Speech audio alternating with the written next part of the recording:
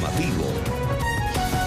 Volk y NTN 24 te invitan a pintar tus uñas de rosa para que luchemos juntos contra el cáncer de seno. En tus manos está apoyar. En tus manos está la solución. Hola, buenas tardes. Bienvenidos a esta actualización de las noticias internacionales en el informativo NTN 24. Ruth del Salto, Carlos Figueroa junto a ustedes. Ruth, buenas tardes. Una buena tarde, Carlos. Bienvenidos todos a la actualización de las noticias internacionales. Empezamos inmediatamente con los titulares de la jornada de este miércoles 17 de octubre del 2018. Autoridades de Ecuador investigan actos de violencia en la localidad de Pozorja, donde una turba enfurecida apedreó a 3 personas hasta la muerte. En el pueblo se corrió el rumor de que eran secuestradores de niños. La policía, por su parte, confirmó que eran ladrones de celulares.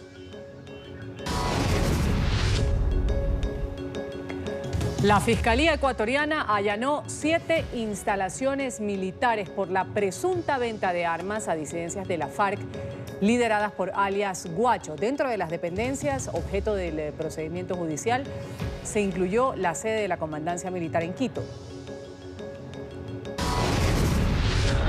La caravana de migrantes hondureños sigue su paso por Guatemala pese a las presiones de los Estados Unidos. En México, el estado de Chiapas promete reabrirlas con las puertas abiertas, pero el gobierno federal ha desplegado un mega operativo para impedir su entrada.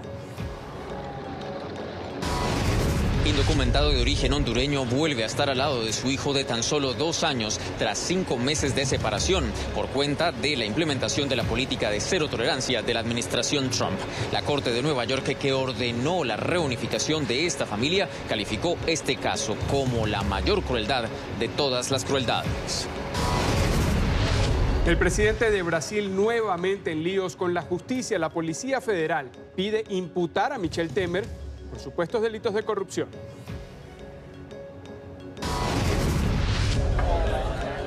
El consumo recreativo de marihuana ya es permitido en Canadá. Es el primer país industrializado en legalizar el cannabis. Les vamos a contar cómo venden la hierba en minutos.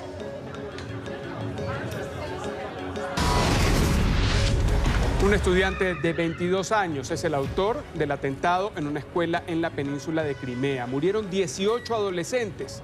La mayoría de ellos entre los 10 y 14 años. Y en la información deportiva, victoria de Colombia ante Costa Rica con un doblete del mediocampista de 19 años, Juan Camilo Hernández. Mientras, un gol agónico de Nicolás Castillo le ha dado la victoria a Chile ante México en la jornada FIFA. Y el gato de Julian Assange tiene al gobierno de Ecuador molesto con el fundador de Wikileaks. Al cierre del informativo, les vamos a contar por qué.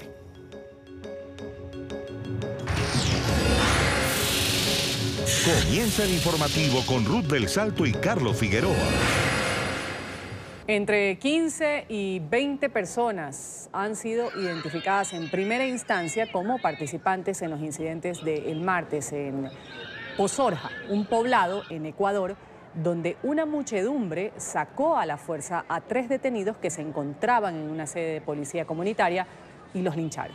Los habitantes de esa localidad rural cercana a Guayaquil pensaron que los detenidos eran secuestradores de niños. Según las autoridades, estaban capturados por robo. Un rumor desató el caos en la población de Pozorja, oeste de Ecuador. Una multitud enardecida llegó hasta la estación de policía de la localidad, en donde habían sido detenidas 3 personas por un presunto caso de robo. La muchedumbre reclamaba que los arrestados eran ladrones de niños. La noticia se regó como pólvora en el pueblo. Un taxi, que era el vehículo en que se movilizaban los presuntos delincuentes, fue incendiado como represalia. Sobre ellos no había ninguna denuncia por robo de niños. Al caos no escaparon las autoridades. 5 motocicletas que pertenecían a la unidad de policía comunitaria también fueron incineradas. Los agentes poco pudieron hacer ante el desorden social. Los manifestantes, desesperados por hacer justicia por cuenta propia, lanzaron bombas Molotov contra la estación y a la fuerza sacaron a los sospechosos. Lo que vino después fue la vorágine. Los apresados fueron linchados hasta la muerte. El descontrol se apoderó del apacible pueblo que se transformó en un infierno. Las autoridades cuentan con estos videos para identificar a los involucrados en la revuelta, quienes deberán responder por los delitos de asesinato y delincuencia organizada. Un cuerpo del ejército tuvo que intervenir en la situación, que se le fue de las manos a los agentes de la policía. Este caso se asemeja a lo ocurrido hace 2 semanas en Cuenca, donde luego de un rumor, un grupo de personas estuvo a punto de linchar a un hombre, también acusado de ser un robaniños, pero el sujeto había sido arrestado por hurtar una casa. La confusión inició en las redes sociales y terminó lamentablemente en las calles.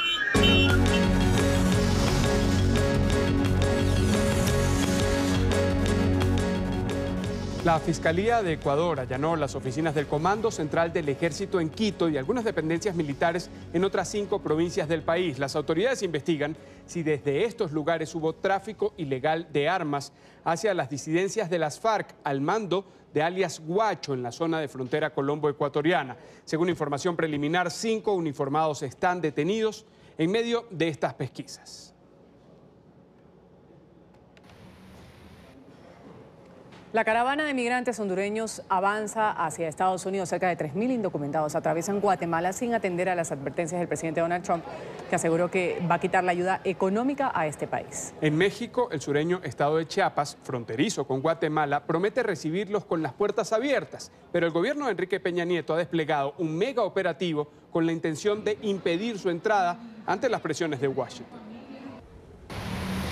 Un camino errante. Aunque tienen un objetivo y un punto claro al que llegar, son muchos los obstáculos que tienen que atravesar. Es el 5.º día de ruta. Algunos desfallecen en el intento. Los que permanecen llegaron en la noche del martes a Ciudad de Guatemala desde Chiquimula. Difícil, pero vamos a probar. Usted sabe que el que no lucha no logra nada. Y si nos quedamos, si no llegamos, entonces no sabemos cómo va a estar. Hasta que lleguemos, vamos a saber. Un albergue en el centro de la capital que fue dispuesto para que pasaran la noche y recibieran atención médica.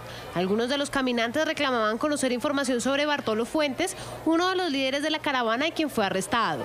Sin embargo, al hombre se le vio también en el albergue. Se ha dado esa información, ¿verdad?, de que el compañero lo detuvieron porque lo acusan de que él es el organizador del evento, cosa que es mentira. Le podemos preguntar a toda la gente aquí. Ellos emprendieron un viaje huyendo de la pobreza y la inseguridad de la que culpan al gobierno. Desde Honduras, el presidente Juan Orlando Hernández se refirió a la situación y aseguró que los países por donde transitan aplicarán las leyes migratorias. Advirtió que la iniciativa tiene solo fines políticos. Los gobiernos de Guatemala, México y Estados Unidos han oficializado que van a aplicar sus leyes migratorias y las demás normas que de acuerdo a su soberanía tengan que aplicar. Los hondureños no deben de prestarse a este juego político porque es inhumano y condenable. Hay vidas de por medio y hoy están en peligro. No puedo yo entender cómo alguien puede usar la miseria del prójimo por razones de orden político. Arriesgar la vida, poner niños enfrente, ancianos. Eso no se vale. Eso no debe ser permitido bajo los principios de la dignidad de los seres humanos. Siguen en el camino, no importan los días, Estados Unidos y Canadá son el destino, están más cerca de llegar a México, un país que ayer advirtió no les permitirá el paso y por eso el gobierno federal ordenó reforzar militarmente la frontera. Sin embargo, una contradicción podría beneficiarlos. El gobernador del estado de Chiapas, fronterizo con Guatemala, desafía las órdenes del gobierno y asegura que los migrantes serán bienvenidos en su territorio. En Chiapas, respetamos los derechos humanos de nuestros hermanos migrantes centroamericanos. Por eso instruí a la Fiscalía Especializada de Migrantes y a los 7 albergues para migrantes brindar atención y asistencia necesaria a los integrantes de la caravana que lo requieran. La decisión de Manuel Velasco es apoyada por ONG y defensoras de los derechos de los migrantes y algunos activistas que piden a los gobiernos de la región no asumir la posición de Donald Trump de usar la fuerza y tratar a los migrantes como una amenaza a la seguridad. Vamos a enlazarlos con las imágenes del portal El Gráfico de Oriente, que en su perfil en Facebook ha estado transmitiendo en directo la ruta de los migrantes hondureños por Guatemala. Estas imágenes fueron grabadas en la población de Esquipulas, en el sur de Guatemala, muy cerca de la frontera con Honduras. Vamos a escuchar el ambiente de esa caravana migrante que avanza con la intención de llegar hacia los Estados Unidos y Canadá.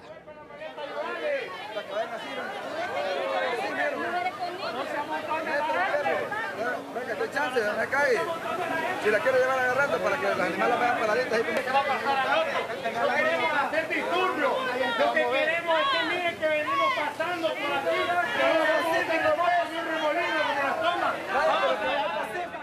Este es el quinto día de la llamada caravana migrante. El objetivo de los miles de caminantes es llegar a los Estados Unidos o a Canadá para pedir asilo. Su recorrido empezó el sábado en San Pedro Sula, territorio hondureño. Desde allí salieron hacia la frontera con Guatemala. Su primera parada fue el lunes en un sitio conocido como Aguascalientes. Luego ingresaron a territorio guatemalteco y arribaron, como lo decíamos, a Chiquimula.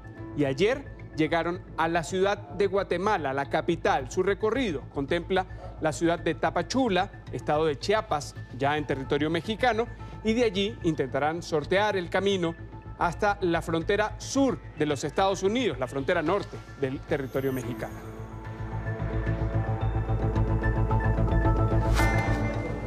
Y mientras la caravana de migrantes avanza hacia Estados Unidos, Donald Trump endurece sus amenazas a los gobiernos que permitan el tránsito de estas personas por sus países. El mandatario ha prometido detener a quienes crucen la frontera de los Estados Unidos de forma irregular. Él ha dicho que la protección de la zona limítrofe será un tema primordial en las elecciones legislativas del próximo 6 de noviembre. Emiliana Molina, en Washington, tiene el informe. Emiliana, muy buenas tardes.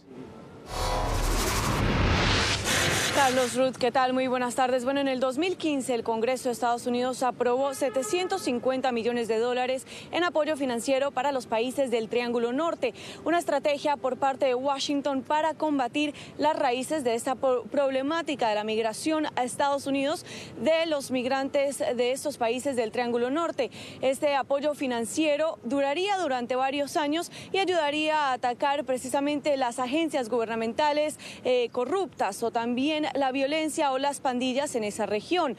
Este apoyo financiero entró en vigor a partir del 2017 y ese mismo año, en mayo, el Congreso de Estados Unidos aprobó otros $655 millones.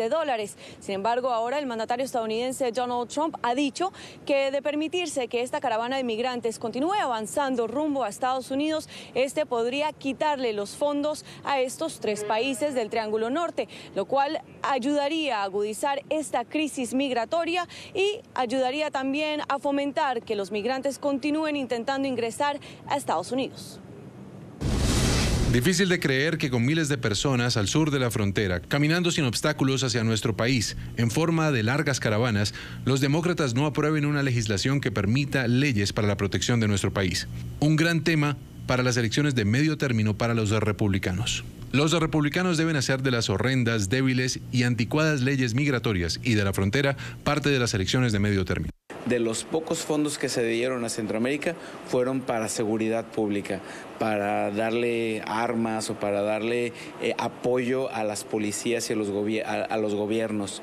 Sin embargo, esto no es suficiente, ya que se debe de invertir en crear desarrollo económico para darle oportunidades a estas personas para que no sufran del desempleo o de hambre y que tengan que recurrir a la violencia o que tengan que recurrir a las pandillas para protección o para simplemente obtener trabajos.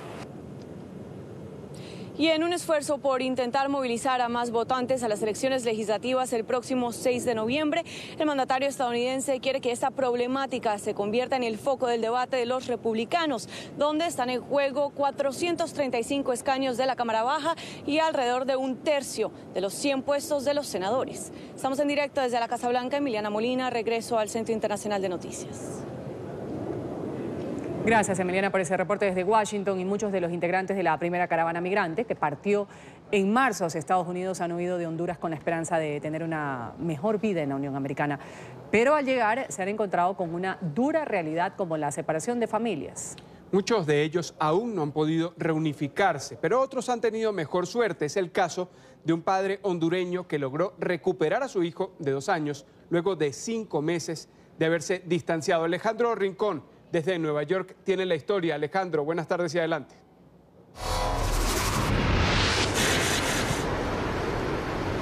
Hola, buenas tardes. El padre de familia de origen hondureño ingresó a territorio de los Estados Unidos el pasado verano, justo cuando llegaba a territorio de la Unión Americana esa primera caravana de inmigrantes procedentes de Centroamérica y que marcó el inicio de la controversia a nivel nacional por cuenta de la implementación de la política de cero tolerancia ordenada por la administración Trump. El indocumentado, identificado solo como el señor C, esto por cuenta de que ha sido amenazado directamente por la peligrosa pandilla MS-13 en su país de origen, fue transportado en distintos momentos por varios centros de detención de indocumentados de la Unión Americana, primero en Texas, luego en New Jersey y finalmente en Nueva York. Su hijo también estuvo a cargo de las autoridades federales y permaneció la mayor cantidad de los últimos 5 meses en este estado del país. Su abogada es la persona que nos ha permitido tener mayores precisiones sobre este caso, dado que la semana pasada el señor C salió de la custodia federal y es allí donde se pudo obtener esta victoria legal y reunificación familiar. Ya que él estuvo libre, el gobierno no tuvo el derecho de guardar al hijo en una familia de crianza en un centro de detención. Porque ya que un papá puede cuidar de su niño dentro del país, es ilegal que la migra requiere que el niño siga en otra parte. Y fuimos a la Corte Federal para decir al juez, hay que hacer una reunión entre papá y niño. El papá tiene que ser el que cuida del niño y es ilegal que el gobierno mantenga al niño separado del papá. La abogada del inmigrante indocumentado de origen hondureño que pertenece al Centro para los Derechos Constitucionales con sede en la ciudad de Nueva York precisó que la reunificación de padre e hijo tuvo lugar en las últimas horas y que el plan de esta familia es permanecer en territorio de los Estados Unidos mientras el papá sigue peleando por conseguir un asilo político en la Unión Americana. Es todo lo que tenemos para ustedes por ahora. Continúen con más en el informativo. Alejandro, gracias por ese reporte. El secretario de Estado de Estados Unidos, Mike Pompeo, va a viajar a Panamá y a México en los próximos 18 y 19 de octubre. Así al menos lo anunció esta mañana en un comunicado del Departamento de Estado. Agregó que el representante de la diplomacia estadounidense va a discutir con ambos gobiernos la crisis sociopolítica en Venezuela y en Nicaragua. Un susto en pleno vuelo vivió la primera dama de los Estados Unidos, Melania Trump, cuando volaba hacia Filadelfia. Un problema mecánico obligó a la aeronave a regresar a la base de conjunta Andrews en Maryland. 10 minutos después del despegue, los pilotos detectaron humo en la cabina y por ello aterrizaron de emergencia. 2 horas después, Melania logró volar hacia su destino.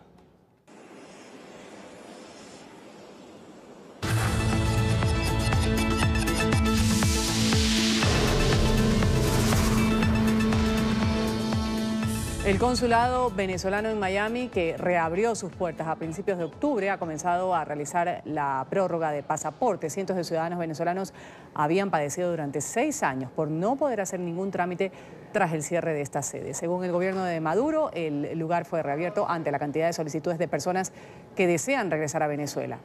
En Miami, Paola Serna tiene el reporte. Paola. Hola, ¿qué tal? Muy buenas tardes. A partir del martes, a través de la página web del Servicio Administrativo de Inmigración y Extranjería, SAIME, los venezolanos que residen en el estado de la Florida, las Carolinas y Georgia pueden comenzar el trámite para realizar la extensión de su pasaporte pagando $200 y siguiendo las instrucciones de la página del SAIME que les pide crear una cuenta, pues van a tener esta posibilidad. Posteriormente, una vez reciban la cita y se dirijan nuevamente al consulado, pagarán $80. Llama la atención, sin embargo, y es lo que han dicho algunos analistas, que precisamente ahora el gobierno venezolano haya decidido abrir las puertas del consulado en Miami, que permaneció cerrado durante 6 años. Esas son algunas de las impresiones de analistas que consideran llamativo el hecho de que en este momento se reabran nuevamente las puertas consulares aquí en la ciudad de Miami y este tipo de trámites como el de los pasaportes. El gobierno de Venezuela no quiere reconocer, y está a la vista, es que está quebrado. Ese país está totalmente en quiebra. Esta gente necesita fondos. La única excusa que hay de que ellos hayan abierto ahorita el consulado para y la única función que le están haciendo publicidad es sacar pasaporte, donde tú un pasaporte vas a tener que pagar $200 para mandarlo a hacer y $80 a la hora de irlo a recoger. Son $280. Saca la cuenta, aquí en los 4 estados, porque ese consulado representa las 2 Carolinas, representa el estado de Georgia y representa la Florida. Debe haber más de 300.000 ciudadanos venezolanos que viven aquí. Saca la cuenta que 150 o 170.000 personas saquen pasaporte de $280, ¿cuánto dinero se están llevando ellos de aquí? Los venezolanos que no tienen ciudadanía sino residencia necesitan el pasaporte venezolano para entrar en Venezuela. Eso va a conllevar de que las personas van a ir a Venezuela a visitar sus familiares. Eso le va a dar otro ingreso de divisas a la dictadura de Venezuela. Quienes empiecen el trámite de prórroga del pasaporte deberán esperar entre 1 mes y medio y 2 meses para recibir el documento, que normalmente cuenta con un periodo de extensión de 2 años. Desde Miami informó Paola Serna para NTN 24. Muchísimas gracias, Paola. Y en Venezuela, jubilados y pensionados vuelven a las calles para protestar en contra del gobierno de Nicolás Maduro. En esta oportunidad se tomaron la Plaza de la Moneda en Caracas, la capital. Le exigen al gobierno un aumento en sus pensiones. Aseguran que la hiperinflación los tiene sumergidos en la pobreza. NTN 24 en el lugar de la noticia con el reporte, nuestro periodista Oliver Fernández. Oliver. Hola, buenas tardes. A esta hora nos encontramos en la Plaza de la Moneda, en pleno centro de la capital venezolana, donde los jubilados y pensionados, así como también trabajadores de los distintos sectores, decidieron tomar este espacio para reclamar al gobierno de Nicolás Maduro por sus reivindicaciones salariales. Aseguran que 1.800 bolívares soberanos, sueldo decretado por la revolución bolivariana, no les alcanza para cubrir sus necesidades más básicas. Además, denuncian que el plan de recuperación económica anunciado por el presidente Nicolás Maduro ha sido un fraude. Ni remedios ni medicina, estamos totalmente abandonados por este gobierno nacional que dice llamarse obrero. Este país se está muriendo la gente de hambre y si usted quiere lo puedo llevar para donde yo vivo y mostrarle a las personas. Se están muriendo del hambre porque no comen pollo, no comen carne ni comen huevo, ni leche, puramente pasta, arroz y lentejas. Esto no hay, aquí no hay clases sociales ahorita. Las clases sociales las mató este señor. Tuvimos la oportunidad de conversar con el señor Héctor Magallanes. Tiene 70 años y desde hace 29 años es portador del virus del VIH. Asegura que en aquellos tiempos pudo superar la enfermedad. Sin embargo, ahora teme por su vida. Lleva más de 6 meses sin tomar los medicamentos antirretrovirales. El gobierno de Nicolás Maduro no se los garantiza. Tengo enero, febrero, marzo, abril, mayo, junio, julio, agosto, septiembre y en octubre es que lo voy a empezar a tomar. El AZT porque me lo cambiaron el interés que no había. Entonces, bueno, ahora es que lo voy a... Espero que con lo que tenga aquí los combinados me lo den porque yo no puedo comprar. Esto es incomprable, señor. Si no hay que morirse, lamentablemente, porque mire, los exámenes son costosísimos, carísimos. Y bueno, yo tengo que acudir a las autoridades del gobierno porque yo digo, bueno, ¿y cómo hago? La mayoría de los jubilados y pensionados que superan los 70 años aseguran que nunca imaginaron ver a Venezuela en estas condiciones y lo que más lamentan es que no vivirán para ver el cambio. Que de aquí que no se arregle Venezuela, ya yo me he muerto. De hambre, de todo, de sufrimiento y de enfermedad. ¿Cómo es un día en su vida? ¿Cómo es un día en mi vida? De todo, pasando trabajo, haciendo cola para allá, para acá, buscando una medicina, buscando esto, buscando todo, haciendo cola todo el día en la calle. Jubilados y pensionados y trabajadores de los distintos sectores aseguran que a pesar de sus dolencias no abandonarán las calles. Es la información que manejamos desde Caracas. Continúen con más en nuestro Centro Internacional de Noticias. Muchísimas gracias, Oliver. Vamos a hacer la primera pausa en el informativo y cuando regresemos, la crónica del primer día de venta de marihuana legal en Canadá. Con esto y más regresamos. Ya regresamos con el informativo.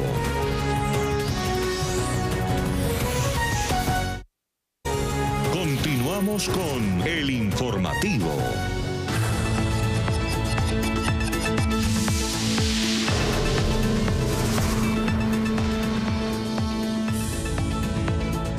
Canadá se ha convertido el día de hoy en el primer país industrializado que legaliza la marihuana. Desde este miércoles, tiendas en todo el país comenzaron a vender el cannabis a mayores de 18 años. Esto por cuenta de una nueva legislación que permite su consumo recreativo. Las tiendas de venta de marihuana abrieron legalmente en Canadá. Los pobladores de Terranova y Labrador pudieron comprar cannabis para uso recreativo, una oportunidad que no tendrán en Toronto y Vancouver. Salí para ser la primera persona en Canadá en comprar un gramo legal de cannabis recreativo para ver el fin de la prohibición en Canadá. Los consumidores de marihuana cuentan con 22 locales para comprar sus dosis. Con esta medida, aprobada por el Congreso el pasado 20 de junio, Canadá se convierte en el segundo país, después de Uruguay, y el primero industrializado en dar este paso. Se trata de una de las promesas de campaña del primer ministro Justin Trudeau, quien argumentó que se busca mantener la marihuana fuera del alcance de los menores de edad y reducir los delitos relacionados con la comercialización y el consumo. Desde 2001, Canadá cuenta con una regulación que permite consumir marihuana para uso médico. La nueva disposición permite a mayores de 18 años comprarla de forma legal para la práctica recreativa. No puedo esperar para venir y comprar el primer gramo en Canadá. Eso es lo más increíble. ¿Cuánta gente puede hacer eso? ¿Cuánta gente puede ser parte de la historia? Durante la jornada de apertura de los locales comerciales, se vieron largas filas y caras de satisfacción de cientos de consumidores. La iniciativa ha sido criticada por la Oficina de Naciones Unidas para la Droga y el Delito. Según el último informe mundial sobre las drogas de la ONU, 192.2 millones de personas consumieron cannabis o marihuana en 2016. Las incautaciones del opiáceo alcanzaron las 4.500 toneladas. Con la legalización del uso recreativo de la marihuana, Canadá se convierte, según algunos, en un laboratorio de pruebas y el tiempo dirá si esa legislación es o no exitosa. Según cifras de la Oficina de Estadística de Canadá, antes de que entrara en vigencia esta ley hoy, había 4.4 millones de consumidores en el país. Con la venta libre de cannabis, Statistics Canadá calcula que el número de usuarios aumentaría a 7.1 millones. El gasto anual en millones de dólares canadienses ha sido hasta el momento de 5.500 millones. La cifra, según las autoridades, podría reducirse en 9% por la facilidad del acceso a este producto ahora, o bien podría aumentar en un 14% por el incremento en la demanda. Sin embargo, con esta legislación, el tráfico de cannabis ilegal caería, dicen, en un 23.94%. Bueno, vamos a revisar inmediatamente cómo es el consumo en el planeta en actualidad. Según la Oficina de Naciones Unidas contra la Droga y el Delito, existen 118 millones de consumidores de marihuana en el mundo. Islandia es el principal país de la lista con un índice de consumo de 18.3%. Le sigue Estados Unidos con 16.2%, Nigeria con 14.3%, Canadá con el 12.7% y Francia con el 11.1%. En América Latina, Uruguay, que legalizó el uso de la marihuana recreativa en el 2013, tiene la mayor tasa de consumo de marihuana con el 9.3%.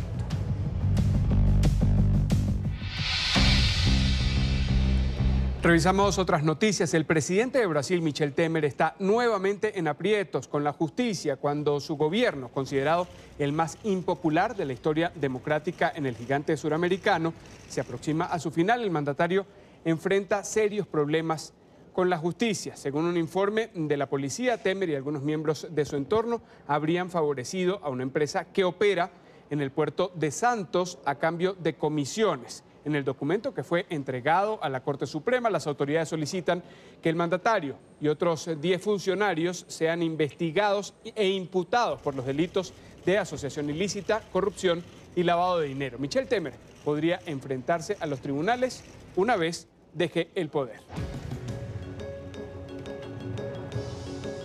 Tiempo de nuestros anunciantes. Al regresar vamos a hablar de una explosión en un colegio en Ucrania. El autor sería un estudiante de 22 años de este instituto. Ya regresamos con el informativo. Amor, ya me están llegando las sugerencias de apartamentos en arriendo justo en la ubicación que estamos buscando. Increíble la velocidad de fincarraiz.com.co. Aquí está lo que necesitamos. Esta aplicación lo tiene todo. Ingresa a fincarraiz.com.co, buscas y encuentras, publicas tu mueble y te llaman. Ciertas condiciones de la piel como psoriasis o vitiligo parecen una maldición sin solución. Me escondí en la casa todo el tiempo, no quería salir y estar con gente, no quería que nadie me viera. Si estás cansado del dolor y la vergüenza de la psoriasis o el vitiligo y la quieres borrar, entonces necesitas Extract. Cientos de miles de pacientes ya ven mejorías gracias a terapias clínicas especializadas en estas condiciones. En solo unas semanas, Extract puede eliminar el dolor de tu psoriasis o la vergüenza de tu vitiligo. Mira cómo cambió delante de tus ojos. Es una terapia clínica muy distinta a otros tratamientos dermatológicos, sin medicinas y prácticamente sin efectos secundarios. Y ella se y ya está lista.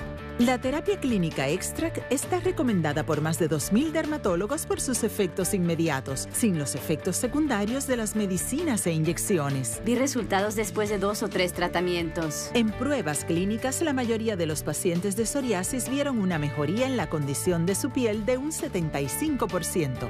Una de las peores áreas era mi codo y después de como 2 meses se ve totalmente sana. Si tienes seguro médico, llama ahora. Casi todos los planes cubren el tratamiento y Extract puede reembolsarte los copagos. Se siente bien, no sé, es como que ahora en realidad sé cómo se siente tener el cuero cabelludo sano. Para todos los que perdieron la esperanza por su psoriasis y sienten que no hay ninguna solución, me encantaría que vinieran y probaran el tratamiento Extract y vean la diferencia que puede hacer en sus vidas. Llama ya y comienza tu terapia clínica Extract. Cambiará tu vida. Está aprobada por la FDA y cubierta por casi todos los seguros médicos. Medicaid y Medicare también pagan los tratamientos. Te calificamos por teléfono y te ayudamos a programar una cita con la clínica Extract más cerca de ti. Controla desde hoy mismo la situación con Extract. Tu vida sin dolor ni vergüenza. Continuamos con El Informativo.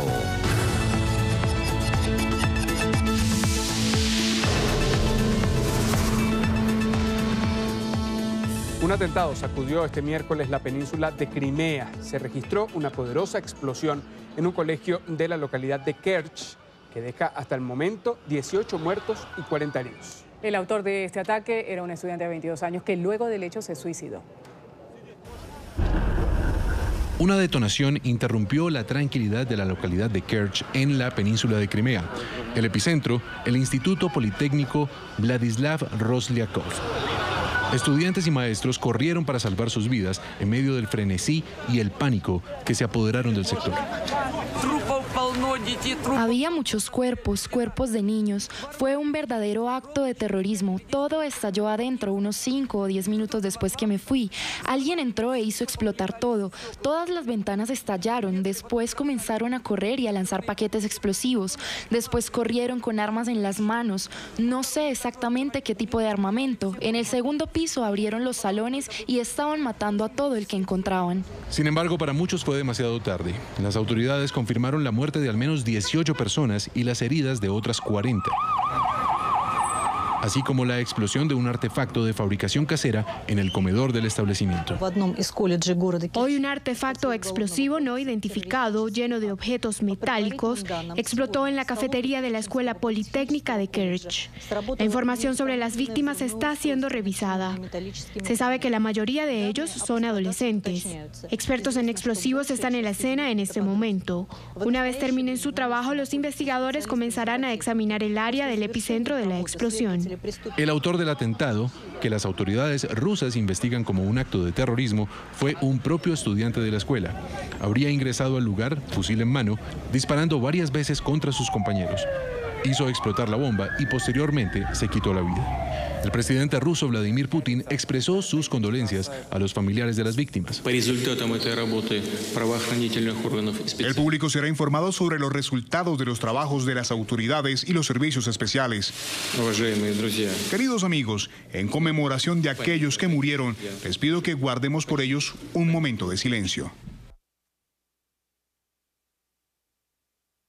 Kerch es una ciudad portuaria de unos 150.000 habitantes, ubicada en el este de la península de Crimea, justo en la antigua frontera con la Federación Rusa.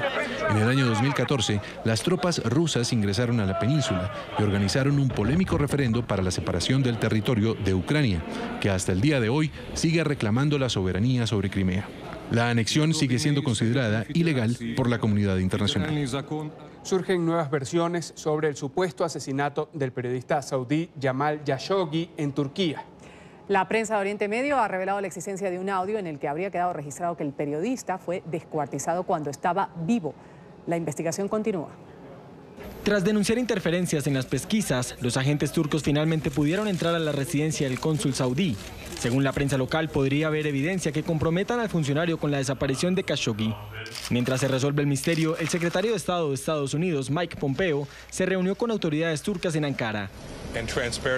Me dijeron que iban a llevar a cabo una investigación exhaustiva, completa y transparente. La visita coincidió con la revelación de un diario turco de macabros detalles sobre la supuesta tortura a la que fue sometido el comunicador antes de ser asesinado. El periódico aseguró que tiene grabaciones del brutal asesinato. Los primeros hallazgos indican que encontraron restos químicos y pruebas manipuladas en el consulado de Arabia Saudita en Estambul. Donald Trump insiste en que no encubrirá a la corona saudí. No, para nada. Solo quiero saber qué fue lo que pasó. Desde 2017, Jamal Khashoggi se convirtió en uno de los principales críticos de las políticas del príncipe heredero del reino árabe.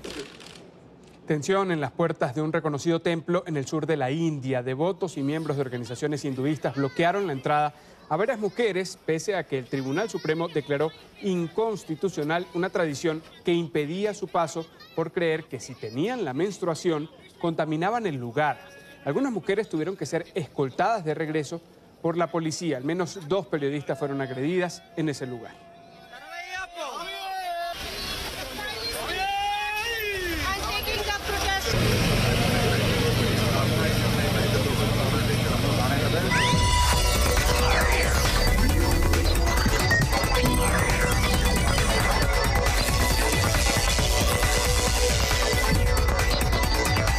Ciencia, salud y tecnología en el informativo de NTN 24. Saludamos a Shadia Rujana, quien tiene la información de CCT. Una buena tarde, Shadia.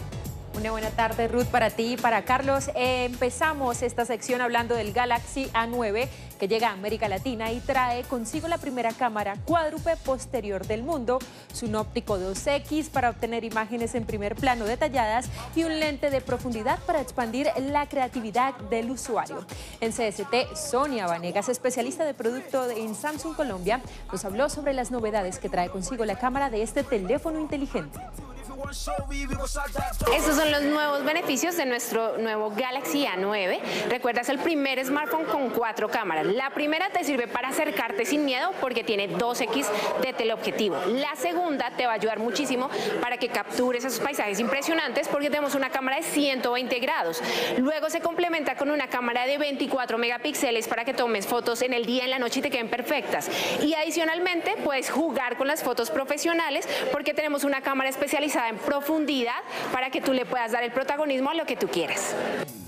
Facebook está de nuevo en el ojo del huracán, pues una nueva demanda contra la red social por parte de la firma de marketing digital CrowdSiren asegura que engañaba a los anunciantes sobre el tiempo promedio que los usuarios pasaban viendo videos mucho antes de admitirlo y luego trató de desviar la atención del error. La compañía al mando de Mark Zuckerberg admitió en septiembre de 2016 que infló artificialmente las métricas publicitarias durante 2 años. Sin embargo, la demanda asegura que la red no corrigió el error y que lanzó un esfuerzo de relaciones públicas para desviar la atención de esos errores. CrowdSiren agrega reclamos de fraude y pide el pago de daños punitivos. Con fines académicos y de investigación, Twitter hizo pública la información relacionada de miles de cuentas de tweets rusas y de Irán que se utilizaron para interferir políticamente en la red social. La información abarca tweets publicitarios desde el año 2016 hasta la fecha, siendo una enorme base de datos que comprende 3.841 cuentas afiliadas a la organización rusa IRA, mientras que otras 770 cuentas están originadas en Irán. También incluyen 10 millones de tweets y más de 2 millones de imágenes, GIF, videos y transmisiones por Periscope.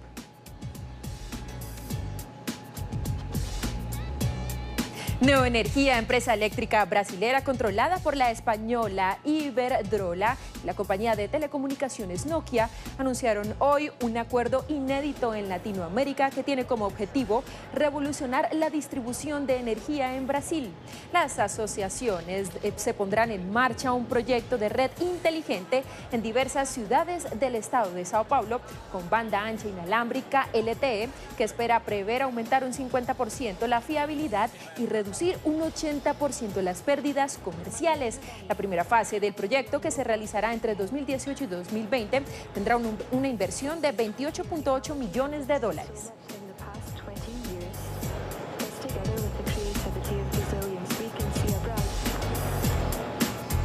Compañeros, esto ha sido todo por el momento. Muchas gracias. Los veo más tarde con más de Ciencia, Salud y Tecnología. Muchísimas gracias, Shadia. Y hablando de tecnología, electromovilidad en Chile, este miércoles entra en funcionamiento la primera flota de taxis eléctricos en ese país. Justamente en Santiago de Chile estaba Juan Pablo Monsalve con el reporte. Juan Pablo.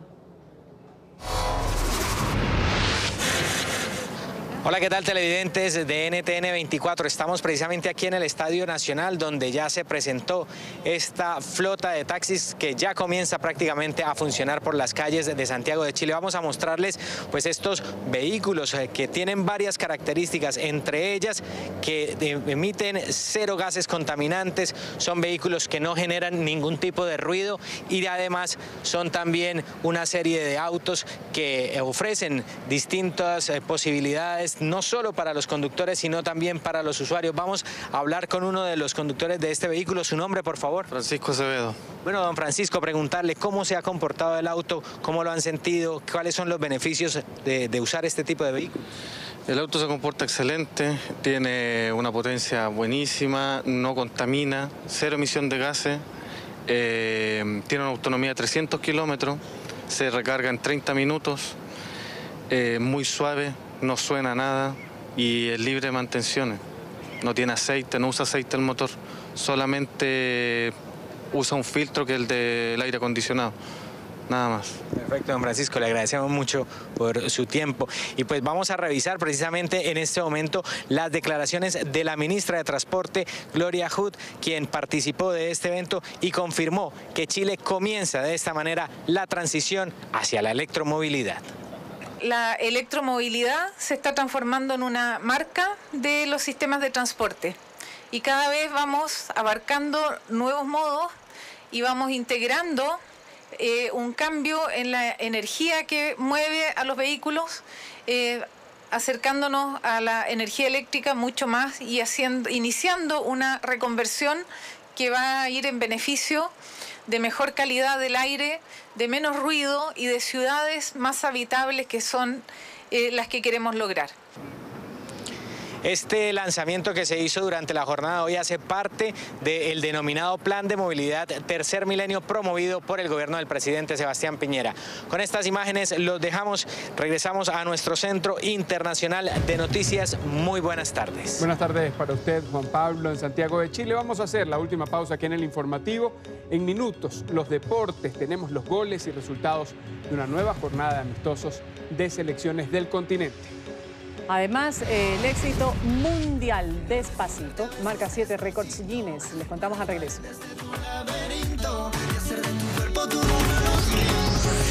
Ya regresamos con el informativo.